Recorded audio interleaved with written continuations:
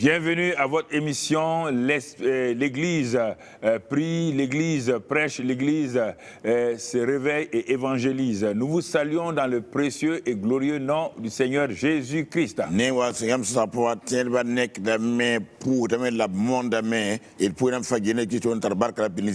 sommes très heureux de vous savoir très nombreux devant votre petit écran et à travers les réseaux sociaux. Nous rendons grâce à Dieu pour cette émission. Dans les temps de confusion, l'Église a besoin de sortir sa tête. L'Église qui a une lumière doit briller. Et l'Église doit assaisonner la société. Mais quand le sel perd sa saveur, il n'est plus bon qu'à être jeté. Si la lumière s'éteint, comment voulez-vous que les gens marchent? Église de Christ.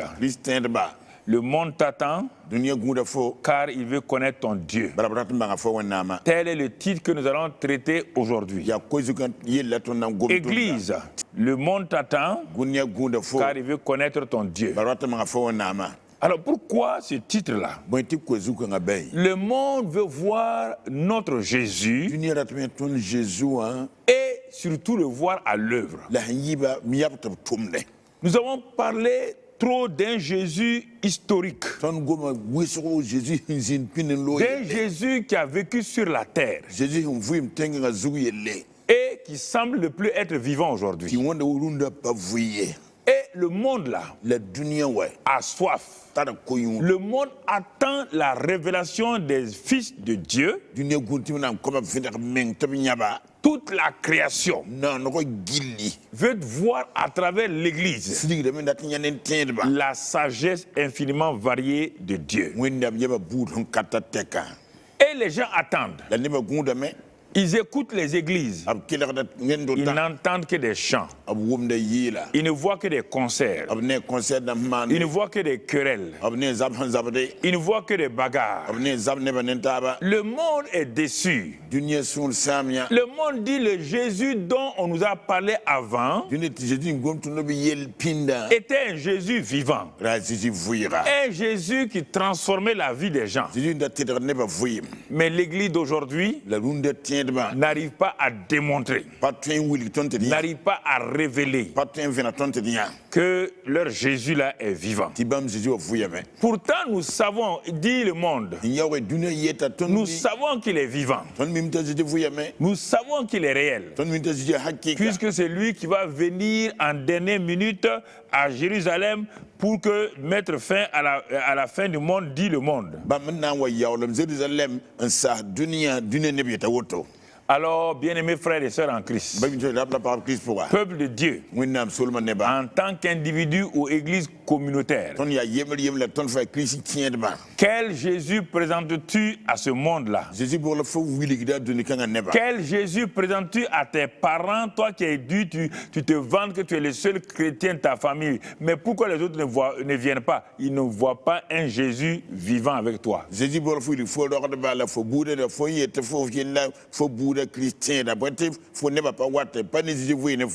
Parce qu'ils ne voient pas la réalité de Jésus. Toi qui te proclames chrétien, tu ne présentes au monde qu'un petit Jésus. Où les gens chantent, il est né le petit enfant.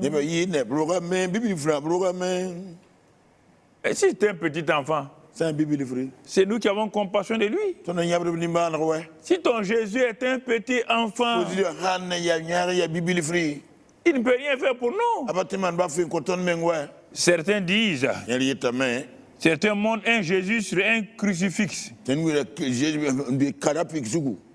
C'est-à-dire qu'ils ont une belle croix sur la poitrine, ce qui n'est pas mal.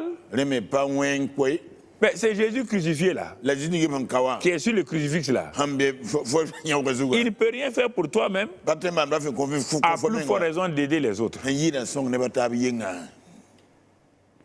Quand les femmes, Marie de Magdala, sont allées au tombeau,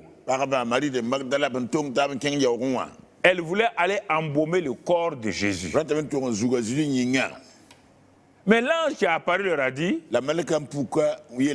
il est ressuscité, il n'est pas ici.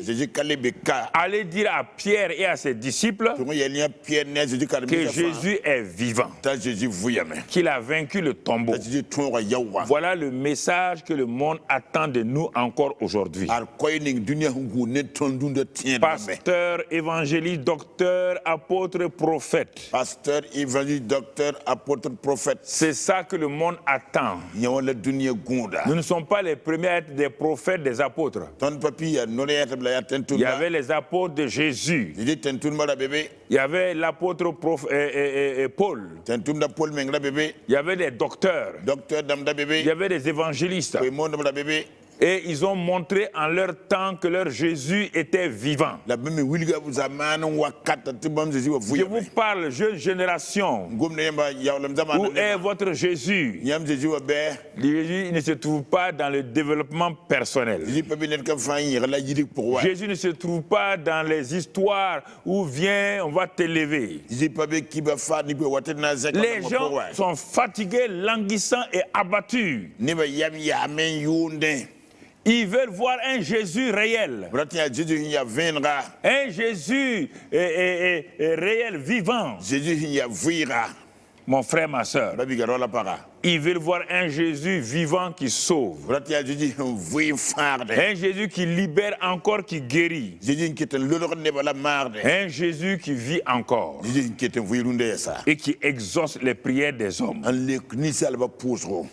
Écoutez-moi. Aucun pêcheur de poissons dans ce monde-là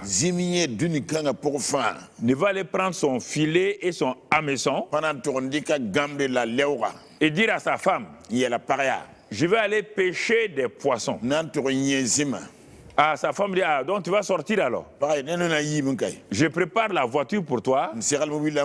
Non, ce pêcheur de poissons dit, je vais aller pêcher dans notre baignoire. La femme regarde son mari. Ça va très bien chez toi. Dans notre baignoire là, dans notre maison là, il n'y a pas de poisson. C'est nous qui nous lavons là-bas. C'est nous qui nous sanctifions là-bas. C'est nous qui nous justifions là-bas. L'église est devenue baignoire. Les chrétiens, c'est là, matin, midi, soir. Ils sont sanctifiés, purifiés, parfumés et tout. Tous les jours, les mêmes messages. Ils se changent. Ils ont tel parfum. Ils ont telle chose. Mais là, il n'y a personne qui est transformé, changé. L'église n'est pas une baignoire. L'église n'est même pas un puits. Non, mon frère. Non, ma soeur. C'est important que nous comprenions. Chaque dimanche, nous entrons dans nos bâtiments d'église.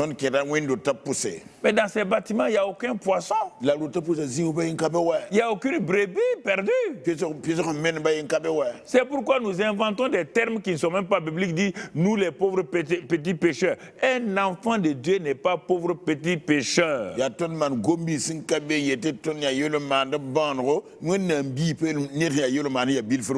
Comme nous ne voulons pas aller au dehors, nous sommes obligés d'inventer des bénédictions et nous devenons des supermarchés de bénédictions spirituelles, morales, financières, physiques et tout.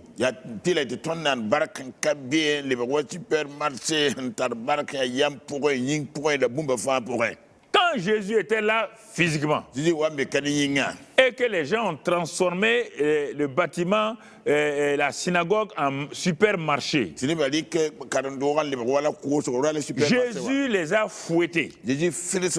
Il les a chassés hors du bâtiment.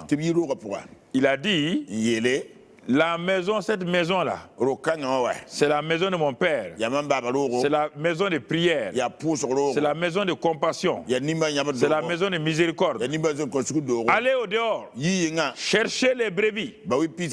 Amenez-les pour que je les guérisse. Et la maison a été remplie de joie.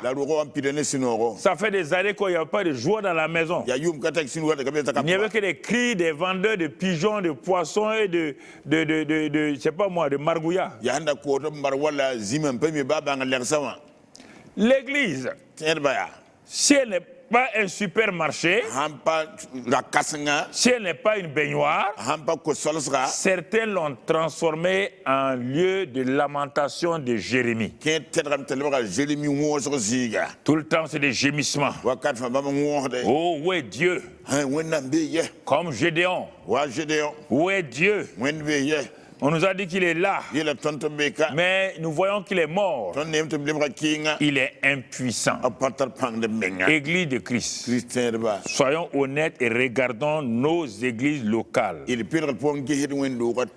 messages de 30-45 minutes, on dit de ne pas dépasser. Est-ce qu'on peut, même les enfants au CP1, ils ont 1 heure de cours, 1 heure de cours avant de commencer à comprendre. 1 heure, de 7h à midi, 1 heure avant que l'enfant ne comprenne. Là-bas,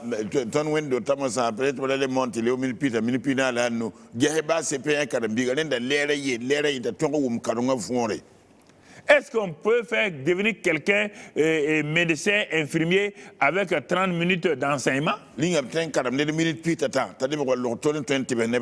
dit non, on doit prêcher des messages de 30 minutes. 30 minutes, l'introduction n'est pas établie.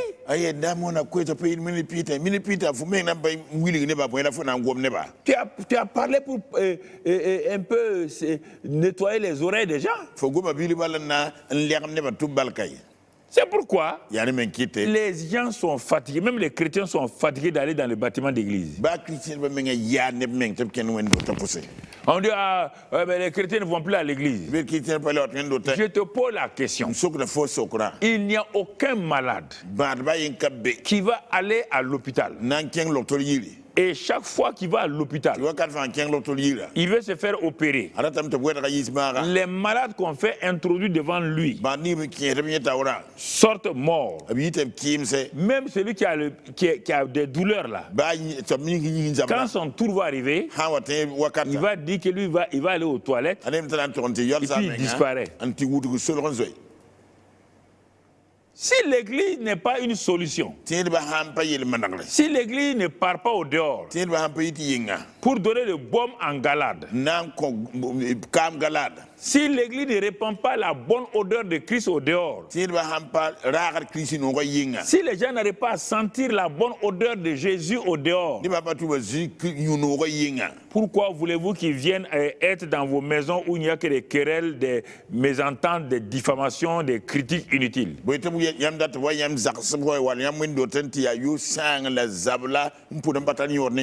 Il est bon que pasteurs, diacres, présidents de dénominations, nous nous asseyons et nous nous repentons. Nous avons perdu la vision de l'église.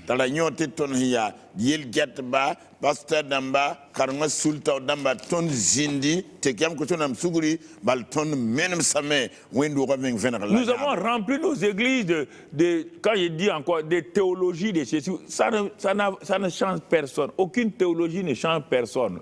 Ça fait bien la tête.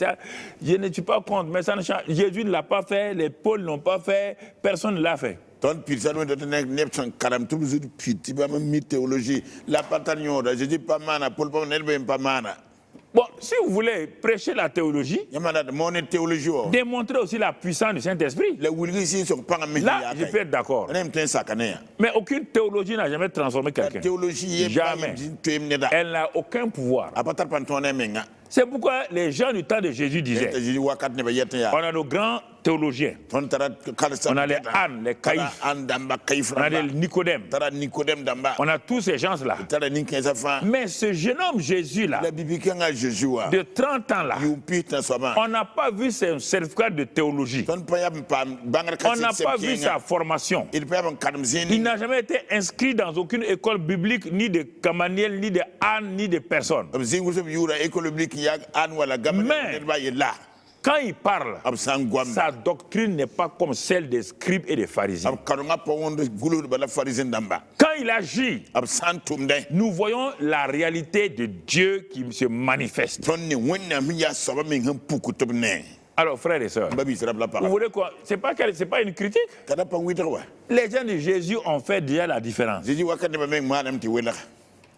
Ils connaissaient les docteurs, Anne, les sacrificateurs, les Nicodèmes, le docteur d'Israël.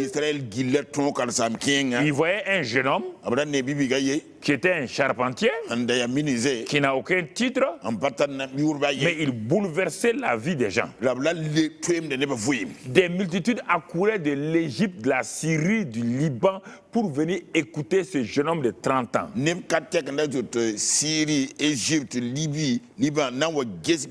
Parce qu'il apportait un message de bonne nouvelle. Il apportait une grâce particulière. Église, si nous voulons suivre les traces de notre Seigneur, revenons sur les anciens sentiers. Retournons à son message où il a dit d'aller dans le monde entier et de prêcher la bonne nouvelle à toute la création, de faire des nations des disciples. Depuis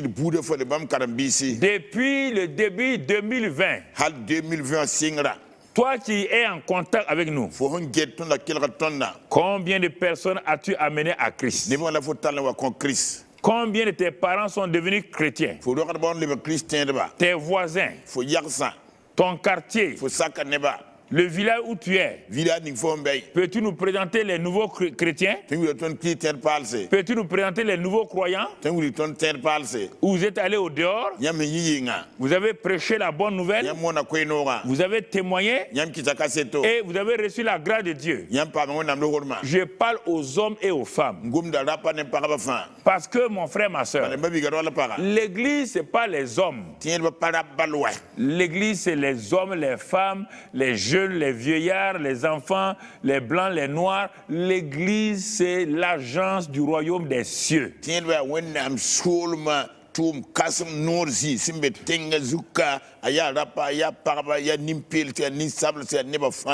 C'est pourquoi Jésus a attendu après sa résurrection pour nous parler.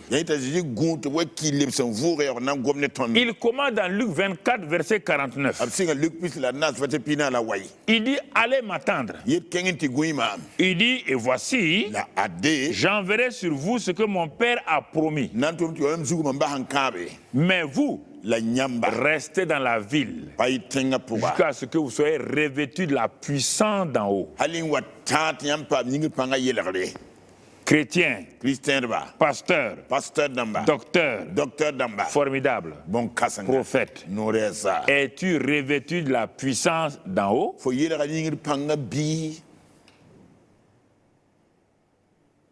Réfléchis. Le même auteur, Luc, reprend ça dans son livre et appelé Actes des Apôtres, dans Acte 1, verset 8.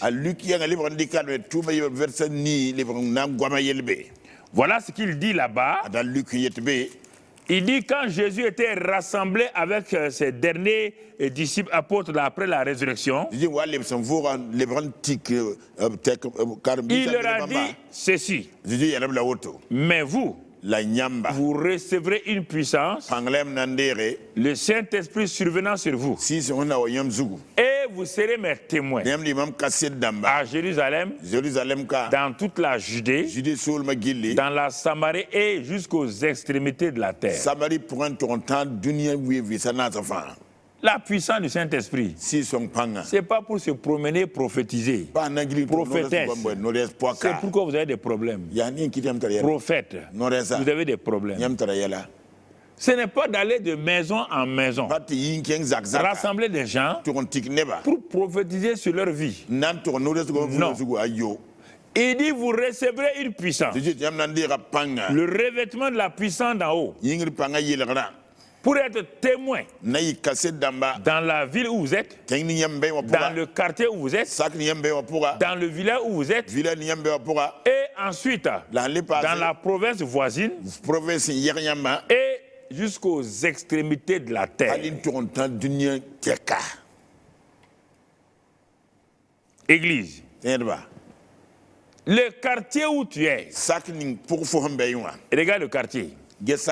Va demander à la mairie, on va dire dans ce quartier-là, là où tu es là, il y a 10 000 habitants. Toi, tu te vantes que tu as 500 chrétiens. 500 chrétiens sur 10 000. Si tu n'es pas bon en calcul et mental, je vais te dire 500 sur 10 000. En 500, il y a combien de fois 10 000? Zéro. Quand tu as fini 0 là, tu ajoutes un 0 maintenant à 500, là, ça va devenir 5 000. En 5 000, il y a combien de fois 10 000? Il y a tout ce nous pourra, il y a tout ce pays pour avoir un bébé. Encore 0. Dieu dit, ajoute un autre 0 encore. Ça devient 50 000. En 50 000, il y a combien de 10 000? 5. C'est en ce moment-là que tu commences à voir. Donc, que ton église de 500 personnes là, dans le quartier de 10 000 personnes là, c'est égal à 0,05% de la population.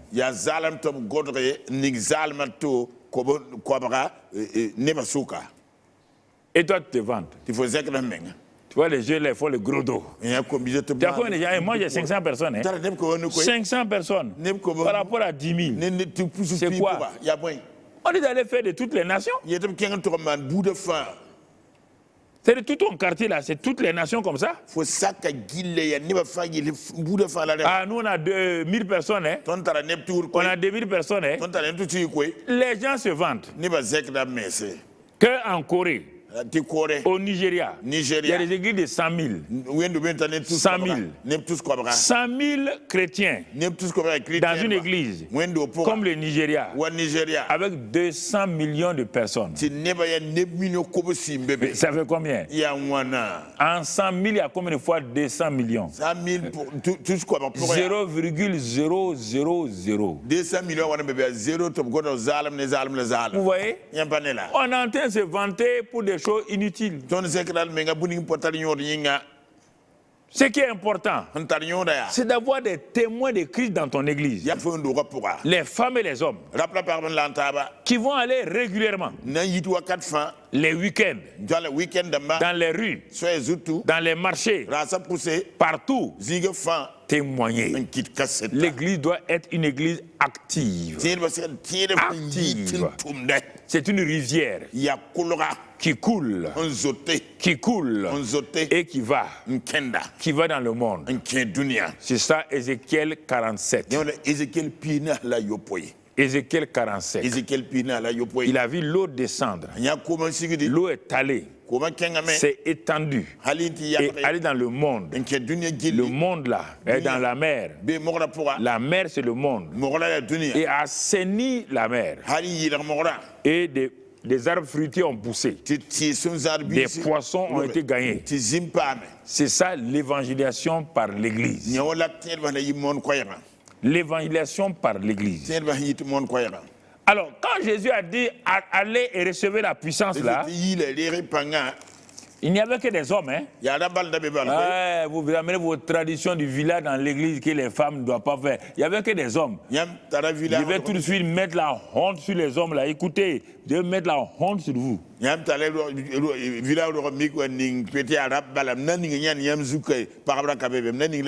Verset 12 de Acte 1. Alors, tous les disciples la retournèrent à Jérusalem. De la montagne appelée des Oliviers, qui est près de Jérusalem à la distance d'un chemin de sabbat. Quand ils furent arrivés, Il montait dans la chambre haute abru yingi do ga zuya où il se tenait d'ordinaire. afanda minti kitaba kat fa On va te montrer d'abord les disciples de Jésus. ne go jidi karambi se nan Et tu vas les compter. fona sonab lam koy Les disciples de Jésus là. jidi karambi se wa Compte-les avec moi. na mama sa ye Pierre. a Pierre 2. yibu Jean. a Jean 3. tabo Jacques. a Jacques 4. Nase André. André 5. nous Philippe. a Philippe 6. yobe Thomas. a Thomas 7. Yopoe. Barthélemy. a Barthélemy 8. Ni. Matthieu. a Matthieu 9. Jacques. a Jacques Fils d'Alphée. a Dalphe biga 10. Simon le Zélote. a Simon ya Zelot biga Jude, fils de Jacques. a Jude ya Jacques biga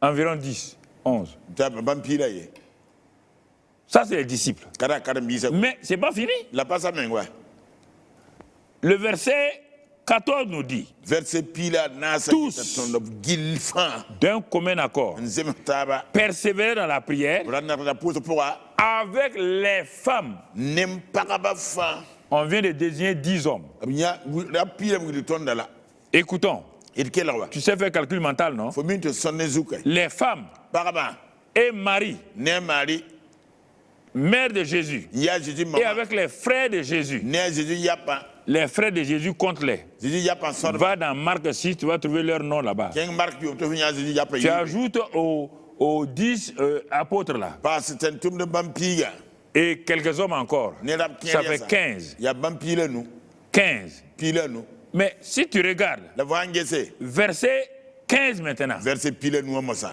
en ces jours-là, baran kanya Pierre se leva au milieu des frères. kedi kababi sa suka Dans la chambre haute là, yingi do ga zuwa koy le nombre de personnes réunies était d'environ 120. ne ba da tik tabirta ne ko ba la pisi 120, ne ko ba la pisi moins 10 apôtres, nyak tento no piga moins les frères de Jésus. nyak ka Jésus yapa Il reste combien? quelle la wana Une centaine de femmes kita parabanta bam dans la chambre haute. yingi do ga zu koy Et honte à vous, hommes. nyan ben yamara pa Vous amenez les choses de votre village là. yam tale village yala Chez nous là, ton nenga les wa femmes ne doivent pas faire ça. Chez nous là, les femmes ne doivent pas faire ça. Si les femmes ne doivent pas faire tout ça là, les femmes ne doivent pas faire des enfants avec toi aussi. pasara na fo ndur bi me wa Voilà. ngawa C'est pas fini. pasala Femme ne doit pas faire, doit pas faire.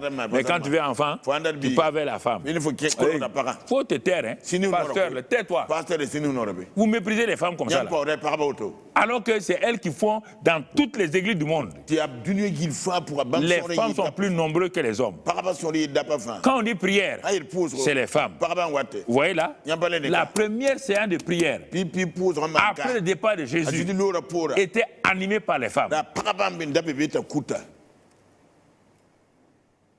Bon, c'est pas fini. pasa men koy Le Saint-Esprit, ils ont attendu 10 jours. abgura ampiga Ils ont prié. on pose koy Et le Saint-Esprit va descendre. la saison na sigame On va le voir. na nyabla me On va voir, hein. na nyam koy Le jour de la Pentecôte, verset 1, padi ko da dare versa yey ils étaient tous ensemble. ab fara tikataba Qui encore? kan ya Les 120. ko la pisi wa Personne ne s'est ajouté, ne be pas passer personne n'est parti. ne be pas lome C'est toujours les 120, kita ko la pisi wa avec la majorité féminine. ti paraba ya ko ba Tout à coup, zi pourrait il vient du ciel un bruit comme celui d'un vent impétueux. buru yi sa sen sigri wala sem kasen bore Et le vent remplit toute la maison la sebera pide ro où ils étaient assis. abonde tiktaba Écoutez, quel rekoy verset 3. versa taba Des langues zilma semblables à des langues de feu on won bug zilma leur apparurent. pour que ne ka fa Les 120 ont vu les langues là, les langues de feu, le feu de Dieu là. ko la pisi wa nya bug zilma wonna bugma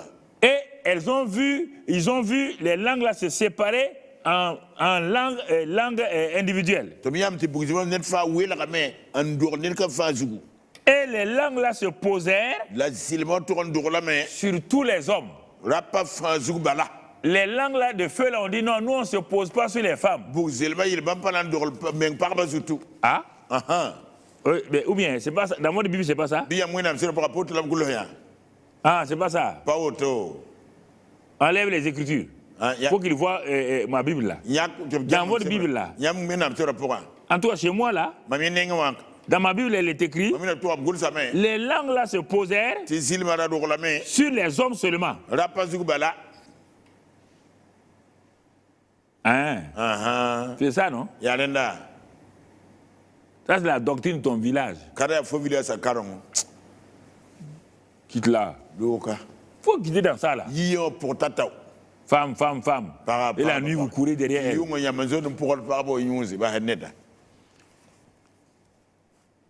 Le Saint-Esprit, il n'est pas intelligent, non? Il a fait venir son feu. Maman Marie a été enflammée. Ses sœurs ont été enflammées. Les femmes de Jérusalem ont été enflammées. Les hommes ont été enflammés. Et ils furent tous remplis du Saint-Esprit. Tous. Femmes et hommes. Et ils se mirent à parler en d'autres langues selon que l'Esprit leur donnait de s'exprimer.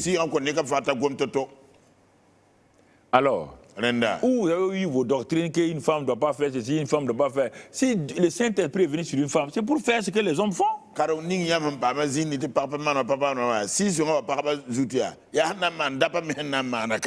Il allait s'excuser. Il allait dire à Maman Marie, Maman Marie, je m'excuse, hein. Et moi, le Saint-Esprit, je ne viens pas sur les femmes. Et puis dans l'église, vous devez être silencieuse. Hein. Ne parlez pas. Allez-y vous asseoir derrière les hommes là.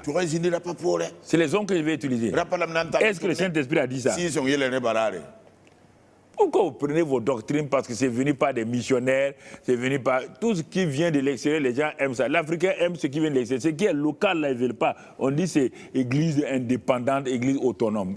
Tu as déjà vu une église indépendante? Tu as déjà vu ça? Moi, je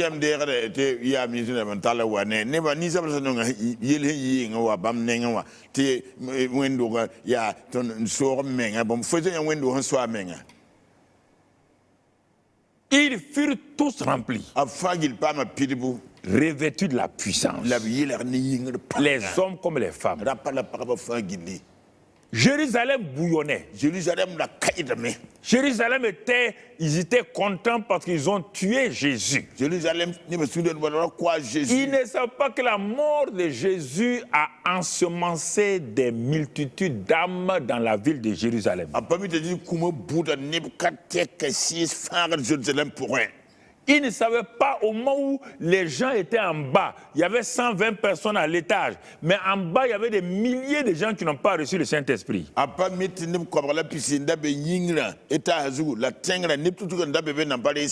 Qui sont venus pour la fête de Pentecôte. Non. Ils n'étaient pas disciples de Jésus. Il n'y avait que 120 disciples de Jésus. Ce sont ces 120-là qui ont reçu le Saint-Esprit. Ceux qui étaient en bas pour la fête de Pentecôte, là, ils n'étaient même pas convertis. Vous entendez? Ils n'étaient même pas convertis. Tu ne peux pas dire le contraire. Puisque les 120 sont descendus. Pierre le peureux, il était rempli de zèle, de feu. Il a prêché un message en 4 points, 5 points principaux. Les gens remuaient la tête. N'est-ce pas l'homme là qui a renié Jésus? Oui. Pierre dit c'est bel et bien moi. C'est moi qui ai renié Jésus à 50 jours. Mais aujourd'hui, je suis rempli, revêtu du Saint-Esprit. Jésus m'a racheté. Écoutez mon message. Premier point du message d'évangélisation de Pierre. Tout évangéliste qui prêche l'évangile et qui n'a pas ces points-là est un faux évangéliste.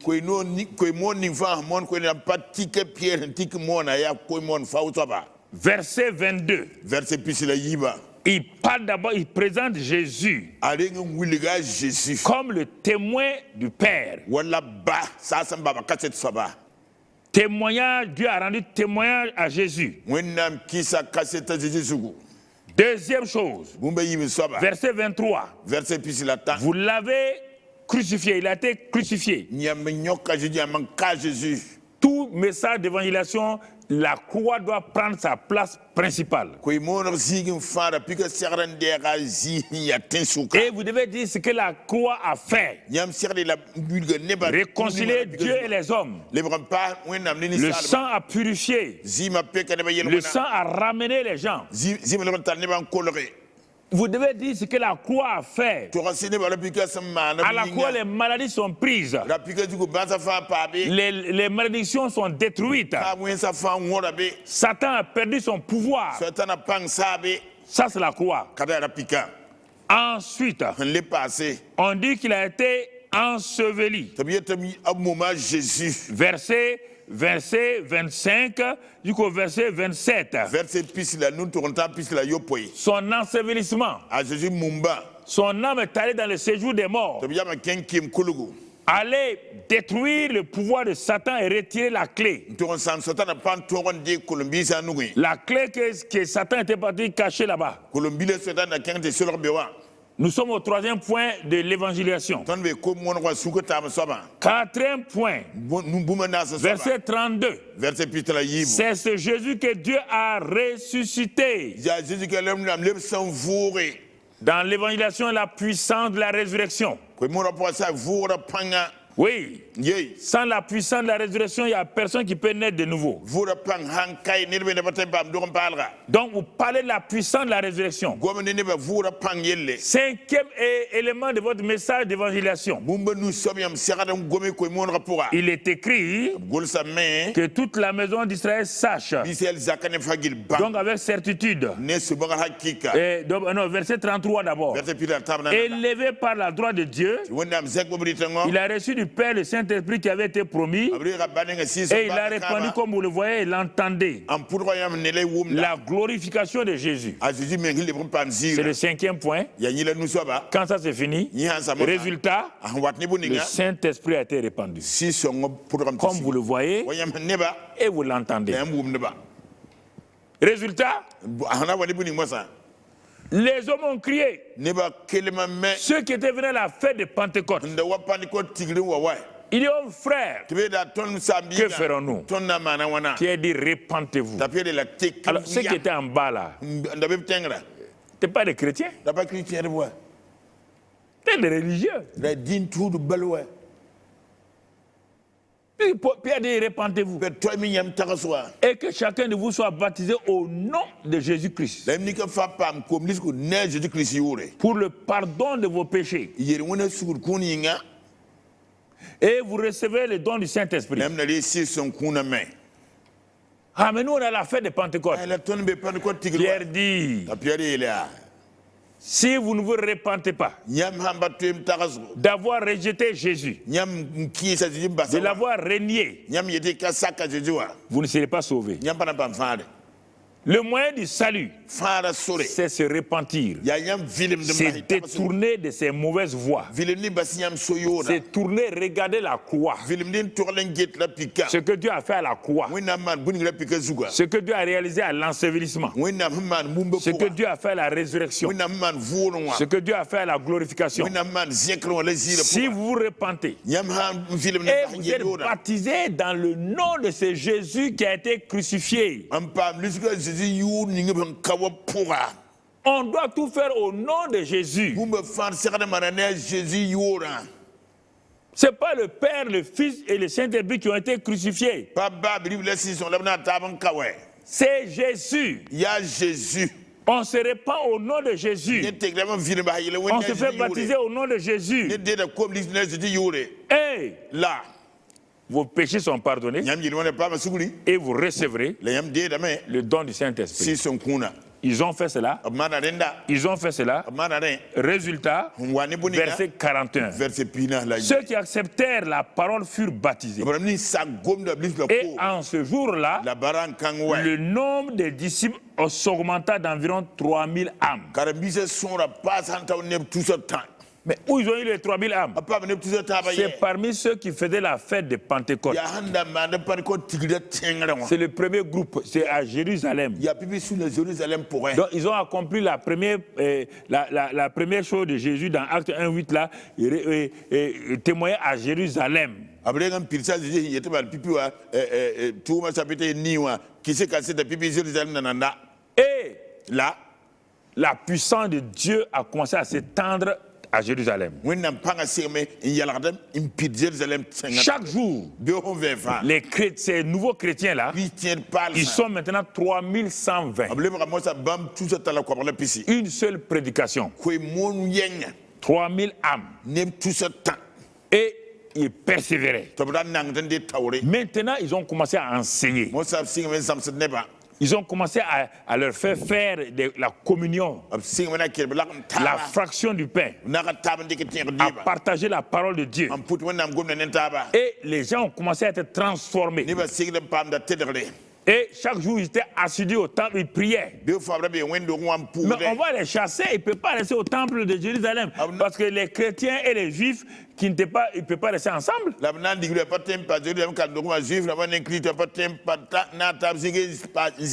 Le verset 47 dit, il louait Dieu et il trouvait grâce auprès de tout le peuple.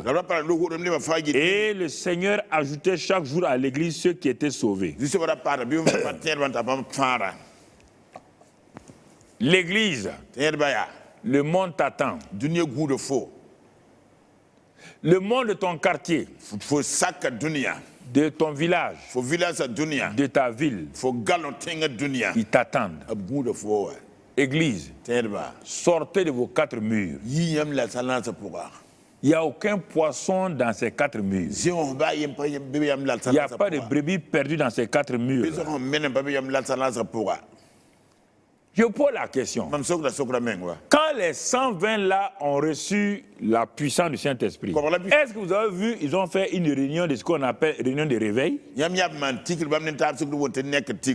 Ils ont fait une veillée de prière de réveil. Les veillées sont bien. Mais regardez, ils ont dit, bon, maintenant on a reçu le Saint-Esprit. Bon, Pierre, c'est pas la peine de sortir. Hein? On va continuer à faire des veillées. On va faire ceci, mais Pierre dit, il dit d'aller prêcher, être des témoins. On a reçu la puissance, c'est pour aller témoigner au dehors. Tout le temps veiller. Chacun chante le nom. Quand on dit on fait grande nuit de bénédiction, tout le monde dit grande nuit de bénédiction maintenant. Quand on dit on fait grande nuit de prière, tout le monde dit grande nuit de prière maintenant. Ça ne peut pas aller. Le réveil, c'est pour le monde.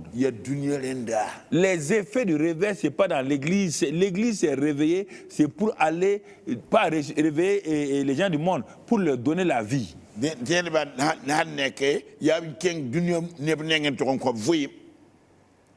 C'est ça. Mais les gens ont peur. Non. On a peur. Avant d'être revêtu, on peut avoir peur. Mais quand on est revêtu, vous êtes là en train de parler en langue, prophétiser sur les uns et les autres, peureux comme ça. Là. Sortez là, prophétesse là.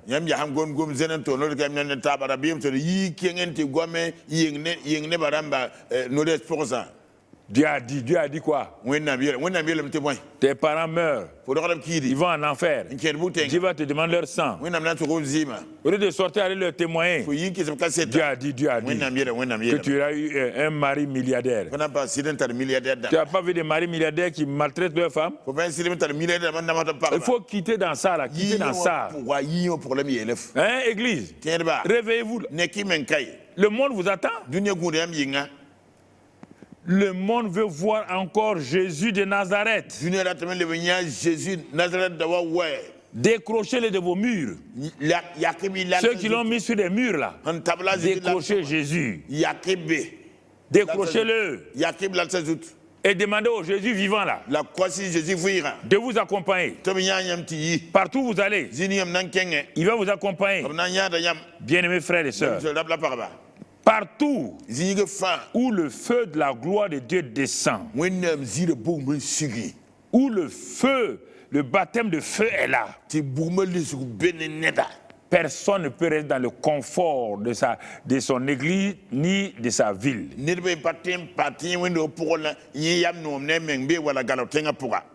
Tu comprends? Sinon quelque chose va se passer.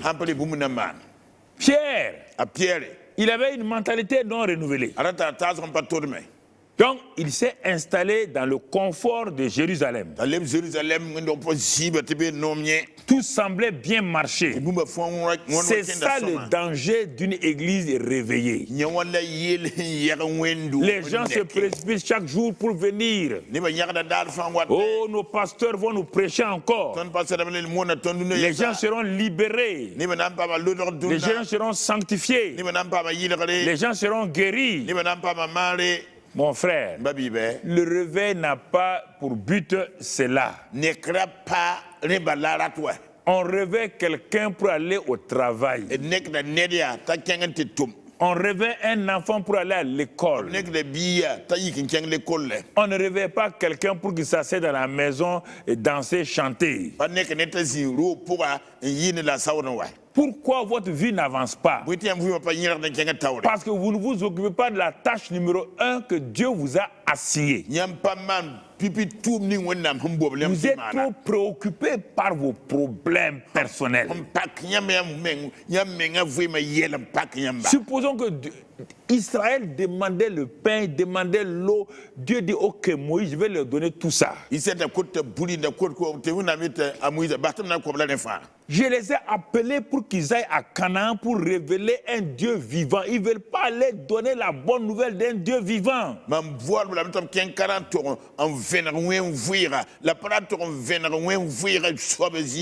Ils veulent la nourriture, ils veulent l'eau, ils veulent les cailles, ils veulent ceci, ils veulent les bénédictions.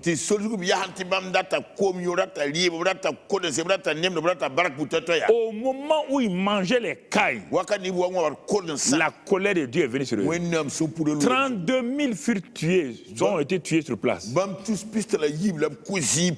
Au moment où Pierre et ses gens se sont habitués au réveil purement local de Jérusalem, ils sont devenus trop saints. Quand ils regardent la Samarie, il dit peut-être Jésus s'est trompé. On ne peut pas aller en Samarie. Jésus dit ah bon?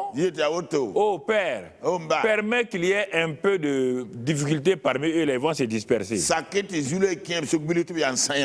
Ah, on a attrapé Jacques. Il dit quoi? Jésus, tu es où? Il dit mais je suis en Samarie, hein? Je vous attends là-bas. Ah non, on ne parle pas en Samarie. Ce sont des impurs. Arrêtez votre doctrine là de traiter les gens là des païens, des quoi. Arrêtez ça. Ce sont des brebis perdues. Ce n'est pas des païens.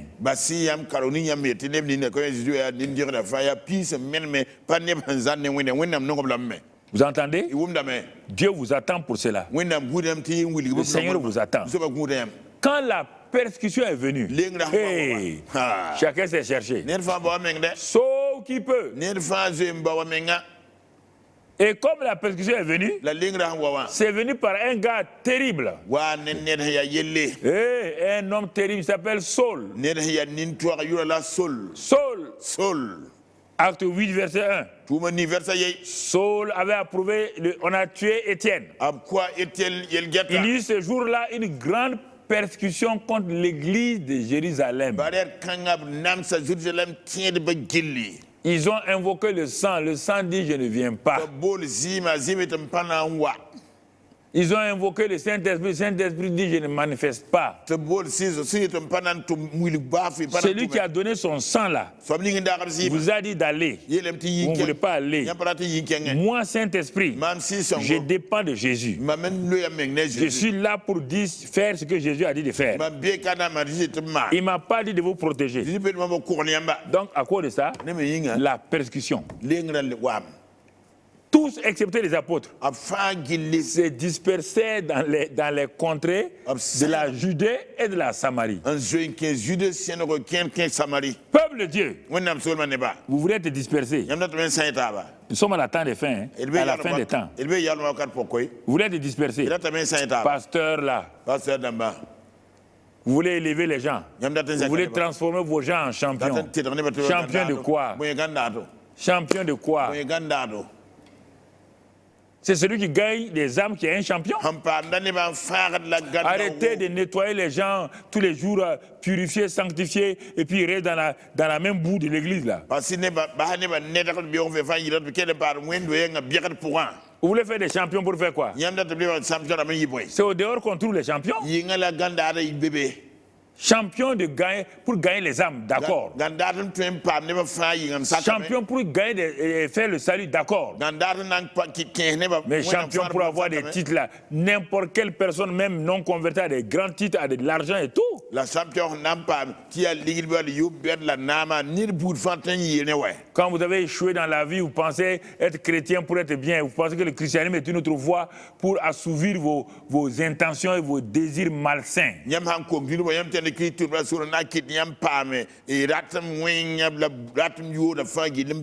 Maintenant, on passe des apôtres, on va passer aux chrétiens ordinaires.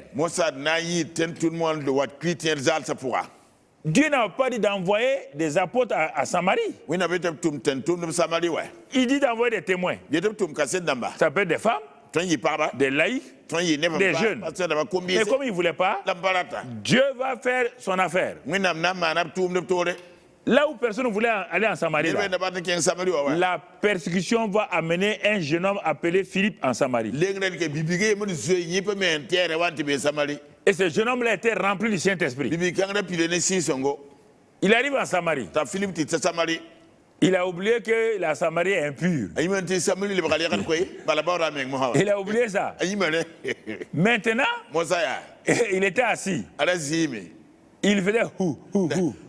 Les Samaritains lui ont donné à manger. Il dit, mon gars, tu es venu faire quoi? Vous n'avez pas dit que nous sommes souillés, non? Vous n'avez pas dit que nous on est mauvais? Philippe dit, attendez. Seigneur, je me répands. Les Samaritains sont des brebis perdues. Tu es mort pour eux. Philippe a commencé à prier dans sa maison. Seigneur, fais-moi grâce. Si tu me donnes une chance encore, je ne suis pas mort. Hein? Maintenant, je vais sortir. Dieu dit, ok, tu es prêt? Hein? Il dit, oui. Il dit, bon, Saint-Esprit, oins-le. Philippe sort en Samarie. Il commence à prêcher. Les gens disent, ah bon? Un juif qui est venu prêcher ici, c'était un juif émancipé. Hein? C'était un chrétien émancipé. Hein? Lui, là, il a la compassion. Oui. Là où il y a la vision, il y a la compassion. Là où il y a la compassion, il y a l'intercession. Là où il y a l'intercession, il y a l'onction. Là où il y a l'onction, il y a l'action. C'est pourquoi je suis là. Quand il a prêché, la ville de Samarie a été secouée. La gloire de Dieu est descendue. Vous voulez voir la gloire de Dieu dans vos églises. Quand je vois les titres des gens, venez, la gloire de Dieu va tomber. La gloire de Dieu va tomber sur des pauvres petits paresseux assis dans leurs églises en train d'attendre la gloire de Dieu. Vous ne voulez pas aller évangéliser? La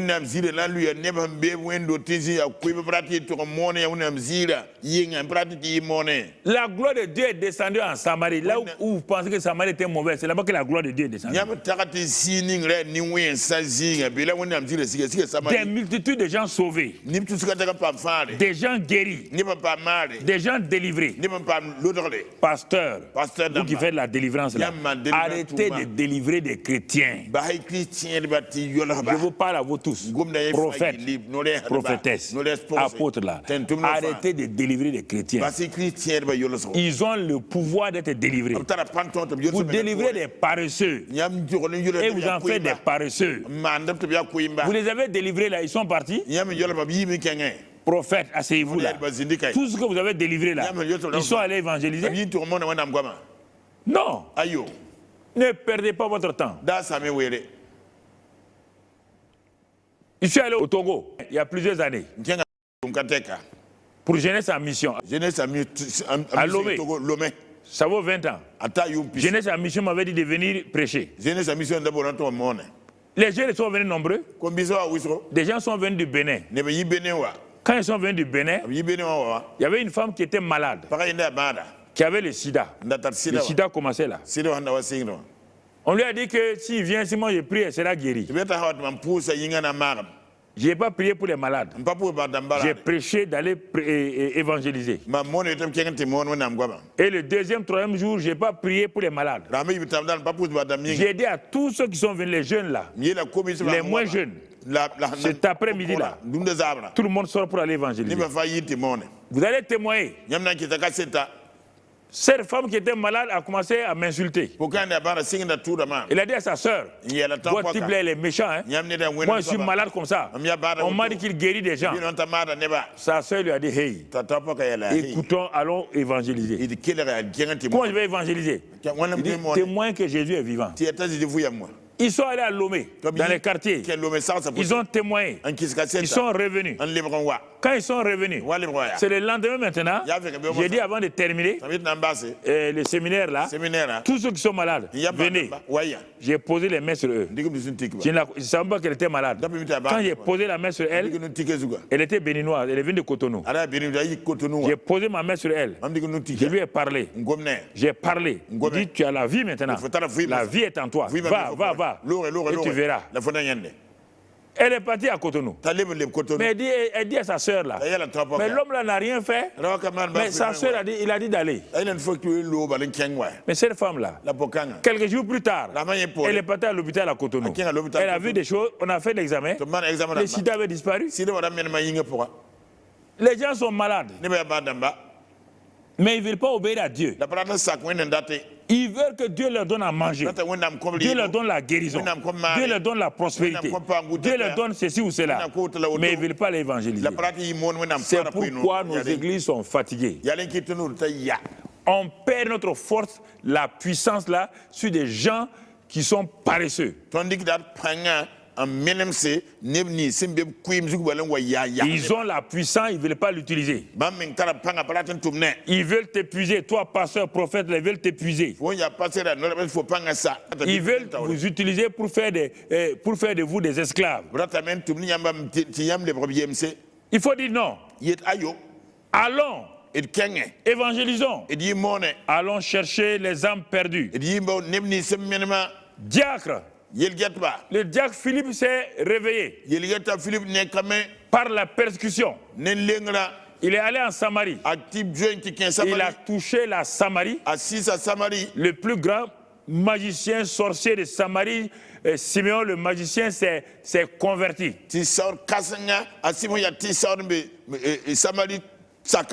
Alors, diacre, réveillez-vous, hein. Au lieu de fatiguer les pasteurs là.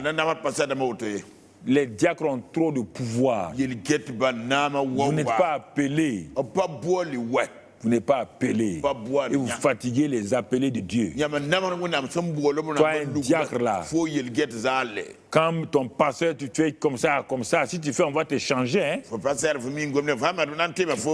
Nous, on va dire aux responsables, ils vont te changer. C'est pourquoi tu cherches la malédiction pour ta famille. Un non-appelé ne peut pas commander un appelé. Diacre, sort de ce mensonge-là. Ceux qui vous ont donné trop de pouvoir là, vous ont trompé. Le diacre est soumis au pasteur. Il ne contrôle pas le pasteur. Non, parce qu'il n'est pas appelé. C'est le pasteur qui est appelé. Les gens se créent des malédictions dans leur famille. Regardez beaucoup de diacres dans les églises là. Ils ont des problèmes parce qu'ils maltraitent leur pasteur. Ils les méprisent. Ils ne donnent pas l'argent au pasteur au temps convenable. Il faut que le pasteur suive le diacre là. Ça devient une malédiction pour vous. J'ai dit ça de la part de Dieu. Si vous êtes fâché, soyez fâché. On veut vous dire la vérité pour vous aider. Vous êtes là, quoi? Le pasteur est appelé. Toi, tu n'es pas appelé. Tu dois être humble devant le pasteur. Pasteur, qu'est-ce qu'on doit faire ici? Il va te dire ça. Non, non, non. C'est nous les diacres. Hein. Si tu fais, on va te renvoyer. On va lui dire au président là que de te changer. Si on change un pasteur à cause d'un diacre, la malédiction rentre dans la maison du diacre là. Regardez vous les diacres. Regardez. Si vous croyez que c'est faux là, regardez. Regardez. Donc c'est pourquoi les diacres, le diacre Philippe a fait une œuvre merveilleuse en Samarie. Et c'est le diacre Philippe encore. Dieu voulait sauver l'Afrique. L'ange est tellement content du travail du diacre Philippe. L'ange est envoyé par Dieu pour dire à Philippe qu'il y a un travail pour lui dans le désert. Philippe a obéi, il est paré au désert. Quand il est arrivé au désert, on trouve dans Acte 8, verset 20 à 40, on ne peut pas le lire, c'est trop long. Verset 20 à 40. Quand il est arrivé au désert, le Saint-Esprit est content. L'Esprit dit à Philippe, tu vois tous ces chars-là passer, ces voitures à 4 roues là, ces chars-là, c'est les filles là. Va là-bas. Philippe court. Il part trouver un Éthiopien, un Africain, un ministre, un haut d'en haut qui lisait Ésaïe 53, qui ne comprenait pas. Philippe lui a dit, est-ce qu'il comprend? Dit, comment il veut comprendre? Moi je suis intellectuel, je n'ai pas de révélation. Philippe monte sur son char, évangélise le ministre, l'Africain. L'Africain dit, voilà l'eau. Qu'est-ce qui m'empêche d'être baptisé? Philippe dit, si tu crois, tu peux être baptisé. Ils sont descendus. Philippe l'a baptisé au nom du Seigneur Jésus.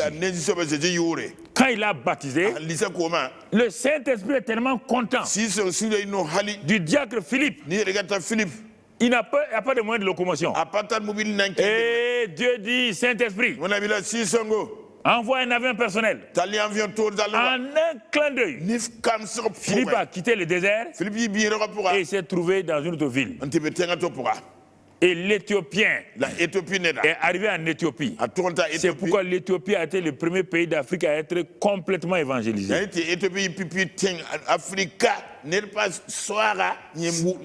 Ça veut dire que vous pouvez témoigner à des ministres, ils seront utiles. Il n'a pas respecté le titre du ministre. Il n'a pas dit monsieur le ministre. Il ne s'est pas plié en trois. C'est pourquoi plusieurs ministres ne peuvent pas être sauvés et ils ne peuvent pas parce que vous les mettez à la place de Dieu. C'est un pécheur qui est devant toi. Laisse son titre là. C'est un simple pécheur. S'il meurt sans connaître Dieu, il est en enfer. Il ne faut pas avoir peur d'eux. L'amour vous conduit à leur parler. À la prochaine session, je vais vous montrer à travers la Bible comment on peut témoigner. Je vais te montrer le cas. Comment Jésus a témoigné à Nicodème. Je vais te montrer le cas. Comment Jésus a témoigné à la Samaritaine. Je vais te montrer le cas où Philippe a témoigné au ministre éthiopien. Je vais te montrer plusieurs cas dans la Bible. Comment Paul a témoigné au roi Agrippa. Comment Barnabas et Paul ont témoigné à Sergius Paulus, le consul. Tu vas voir, il y a des stratégies, des tactiques de témoignage. Selon que la personne est une personne religieuse, un politicien, d'une autre religion, il y a une manière que le Saint-Esprit nous aide à témoigner. Mais je vais m'arrêter aujourd'hui ici. Église, pasteur, apôtre, prophète, le temps est venu pour te repentir. Les femmes là, on vous a menti. Quand votre mari sera au ciel, il sera récompensé. Toi, tu n'auras rien. Parce que ton mari t'a menti que les femmes ne font pas le travail de Dieu. Au ciel, tu ne seras pas avec ton mari. Puis tout le monde est époux de Christ. Chacun recevra sa récompense. Femme, quand ton tour va arriver, on va t'appeler. Tu es sauvé, mais tu n'as droit à rien. En ce moment, ton mari là a les bras chargés. Mais comme il n'est plus ton mari au ciel, tu vas pleurer là-bas. Le type là m'a trompé. Donc dès maintenant, femme, vous avez suivi l'émission, mettez-vous à genoux. Je vais être un témoin de Christ. Je vais être une gagneuse d'âme. Je vais aller comme mon mari, gagner des femmes, gagner des vieillards, gagner des enfants. Je vais témoigner. Vous diacres, répentez-vous. Anciens, répandez-vous. Homme d'affaires. Je donne l'argent à l'église. Ce n'est pas ton argent qui va te montrer au ciel. On dit celui qui gagne des âmes est sage. Si tu ne gagnes pas des âmes, Dieu t'appelle insensé. Même si tu es multimilliardaire. Réveillez-vous maintenant. Chrétiens là. Vous dormez trop. Le monde vous attend. Si vous ne faites pas, le monde va vous persécuter. Si vous voulez la persécution aussi, attendez-là. Vous l'aurez. Et vous allez vous réveiller. Ça peut être trop tard pour vous. Que le Seigneur vous aide. Que le Seigneur ouvre votre intelligence. Que vous comprenez que la tâche numéro 1 de Dieu, Dieu ne joue pas avec ça. Il veut que nous puissions faire cela et donner gloire à son nom. La création t'attend et dis à Dieu, réveille-moi de ton feu. Réveille-moi de ta puissance. Saint-Esprit descend. Qu'un feu nouveau s'allume. Priez. Criez à Dieu. Pleurez. Seigneur, je vais être un gagneur d'âme. Je vais être une flamme pour enflammer le monde autour de moi.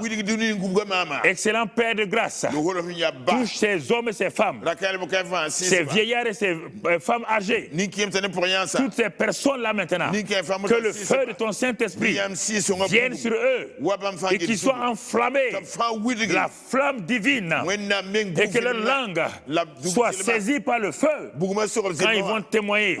Que les âmes viennent à Christ, que les âmes soient converties, que les malades soient guéris, que les gens soient transformés. Recevez maintenant, recevez maintenant, recevez maintenant cette onction pour l'évangélisation. Recevez cette onction pour l'évangélisation, cette onction des témoins de Christ et marchez avec ce revêtement-là à la gloire de Jésus-Christ.